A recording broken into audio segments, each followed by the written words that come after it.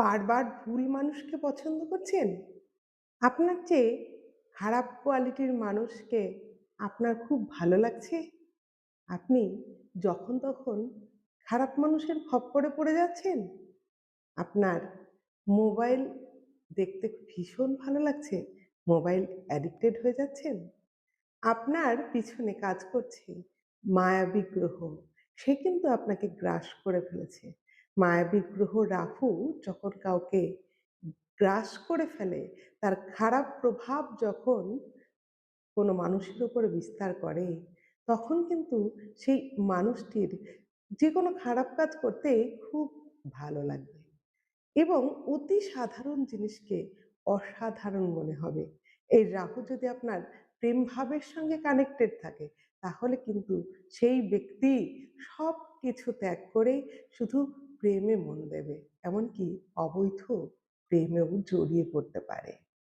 রাহু যদি বিবাহ কারক গ্রহের সঙ্গে অ্যাক্টিভ হয়ে যায়, কানেক্টেড হয়ে যায়, তাহলে কিন্তু সেই ব্যক্তির বিবাহ ক্ষেত্রে কনফিউশন, কোনো পার্টনার চয়েসই করতে পারবে না। অনেক দেরি হবে এবং বিবাহ পরবর্তী সমস্যা কিন্তু ফিল করতে হবে তাকে।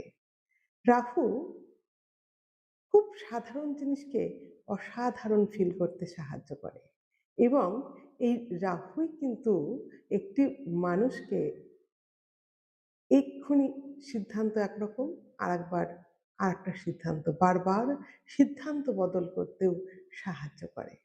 তাই রাহুর খপ্পরে যদি আপনি পড়েন আর এই ধরনের সমস্যাগুলো যদি আপনার হয়, তাহলে কি করবেন? কিভাবে বেরিয়ে আসবেন এই সমস্যা থেকে? এই সমস্যা থেকে বেরোতে গেলে সবার আগে যেটা আপনাকে করতে হবে, সেটা হচ্ছে প্রতিদিন ৭ বার করে রাহুর বীজ মন্ত্র পাঠ করতে হবে। ওং ঐং হ্রিং রাহুবে নমঃ। ৭ বার করে প্রতিদিন পাঠ করতে হবে এবং বাড়িতে যত ইলেকট্রনিক্স খারাপ জিনিস যেটা চলে না এবং বন্ধ ঘড়ি সব ফেলে দিন। জীবন অতিষ্ঠকারী রাহুকে যদি শান্ত করতে হয়, তাহলে তার যে কারখানা, যেটা হচ্ছে বাড়ির যেকোনো জায়গায় নোংরা জিনিস আবর্জনা জমিয়ে রাখা, সেটা পরিষ্কার করুন। ইলেকট্রনিক্স জিনিস যদি বন্ধ হয়ে থাকে, সেটা বাড়ি থেকে সরিয়ে ফেলুন আর রাহুর বীজ মন্ত্র পাঠ করুন। জীবন ভালো হয়ে যাবে। জীবন বদলে ফেলতে পারবেন। যখন কোনো কিছুতে প্রচুর অ্যাডিকশন আসবে, তখন নিজেকে চেক করুন।